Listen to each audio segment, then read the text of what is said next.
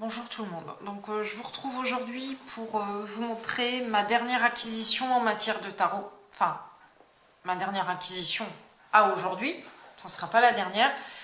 C'est le tarot du bien-être. Alors, la boîte elle est immense, donc voilà. Le tarot du bien-être de Claire Goodchild.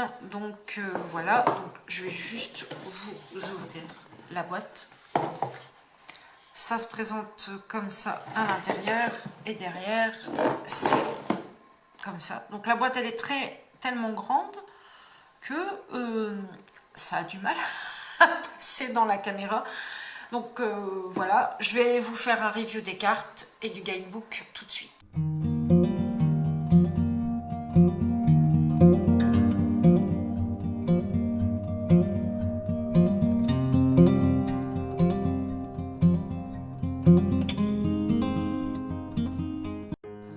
Donc vous avez un guidebook, voilà, grand format également. Donc par contre il y a beaucoup de choses dedans, donc l'autrice, enfin la créatrice, a en fait donc bon, fait un avant-propos sur son... Elle fait un petit laïus sur l'histoire du tarot. Elle parle des arcanes majeurs, des arcanes mineurs. Alors ça parle aussi de numérologie dedans, d'astrologie et tarot. Des 4 éléments, donc terre, feu, air et eau, des couleurs qu'elle a utilisées, les associations, les significations, les usages du tarot, donc par exemple les tirages, la méditation, l'interprétation des rêves, tenir un journal, comment entretenir le jeu. Après il y a également des tirages dedans, donc voilà. Bon, il est vraiment hyper complet. Et après bon, on arrive à la signification des cartes. Je n'ai pas encore travaillé avec lui parce que je viens tout juste de l'avoir. Donc je vais m'amuser déjà à lire le livret, à le potasser, puis après bon, on en viendra faire des tirages hein, de toute façon. Donc là je vais vous présenter les cartes. Le seul truc c'est que bon, je suis un peu déçue de la texture des cartes. Elles sont genre hyper fine quoi. Genre elle pourrait se tordre, mais bon. Donc il n'y a pas de tranche colorée, c'est juste comme ça. Et le dos des cartes est comme ça, avec volontairement un effet un peu usé, un peu vieilli, je sais pas comment... Ouais, c'est marron. Je vais essayer. Vous voyez là, ici on a l'impression que c'est usé, mais enfin c'est volontaire quoi. Mais voilà, mais le papier c'est pas top, la qualité n'est pas top, mais sinon les illustrations sont magnifiques. Voilà, donc il est en français comme vous le voyez. Donc voilà, c'est toujours donc comme ça. Donc là le battleur, la papesse, rien de terrifiant. Franchement, l'impératrice,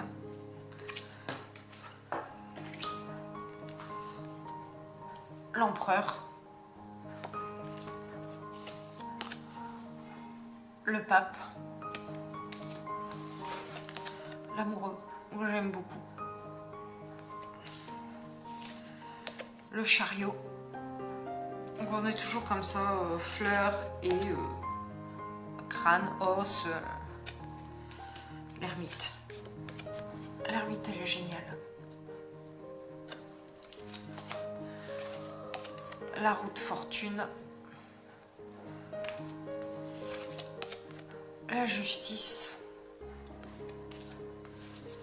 Le pendu. Donc c'est pas un tarot traditionnel, hein, donc l'arcane sans nom.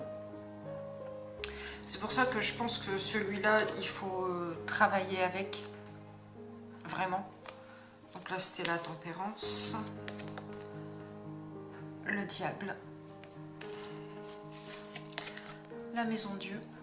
Il faut vraiment travailler parce que il y a plein de petits symboles, de petites significations au niveau des couleurs. Enfin, comme je vous disais, l'étoile. la lune, le soleil, le jugement, le monde. Donc on en arrive à la suite des couteaux.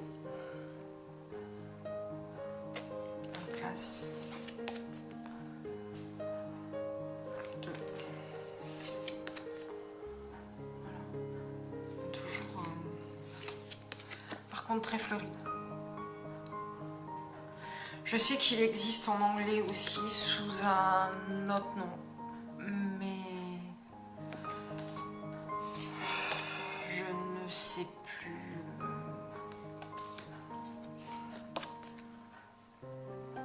Après, je parle anglais, donc enfin, je suis pas non plus hyper calée. L'anglais me gêne pas, et quand vraiment je bute sur quelque chose, Google Traduction est mon ami. Le valet.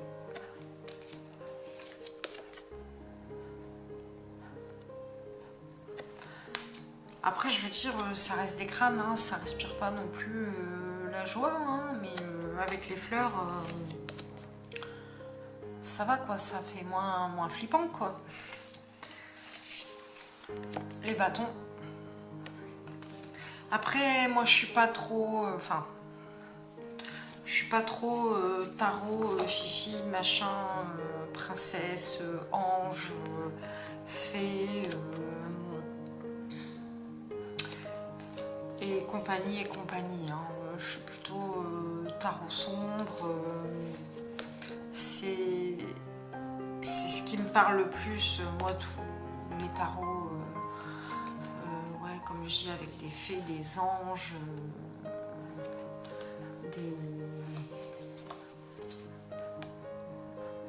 des dragons. Ouais, les dragons, ça va encore, mais je suis pas fan de tout ça en fait. J'aime bien ce qui dérange un petit peu aussi.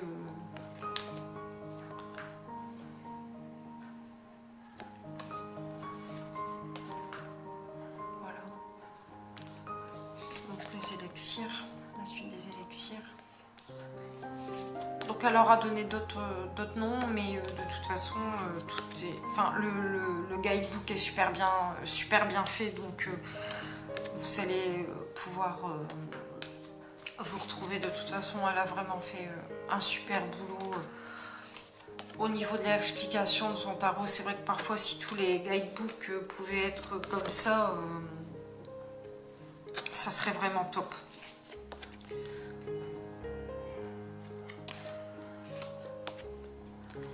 La première fois que je l'ai vu, j'étais franchement sceptique. Je me suis dit non, mais des fleurs, des machins, des trucs, c'est pas pour moi. Et après, je me suis dit, ah, quand même, il est pas mal. Voilà, il y a quelque chose de différent. J'aime bien avoir des tarots assez différents. Bon, après, je dis que j'aime pas les tarots doux. Là, on arrive à la suite des pièces. Je dis que j'aime pas les tarots doux, mais j'ai le tarot des mondes oniriques qui est assez doux, mais après, les gens à qui je fais des tirages ont parfois besoin de cartes et de jeux qui sont assez cool et pas genre le Deviant Moon ou le Nicoletta Ceccioli peut parfois faire un petit peu peur, surtout le Deviant Moon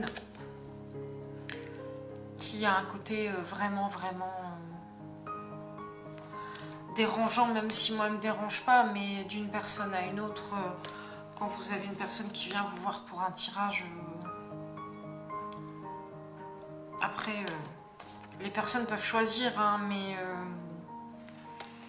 c'est pas toujours évident de leur imposer un truc très dark, très sombre. Elles sont pas forcément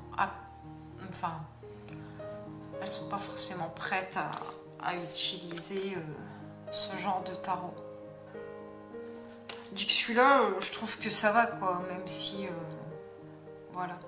Donc on en arrive à la dernière carte, au roi de pièces. Voilà.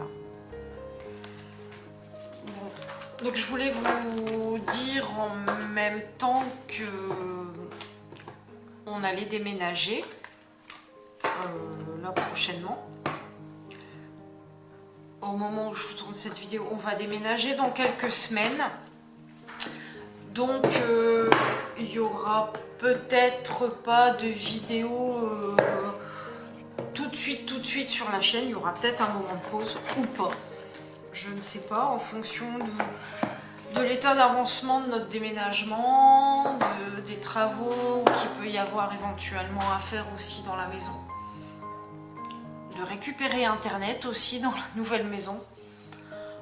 J'essaierai de ne pas être absente trop longtemps non plus.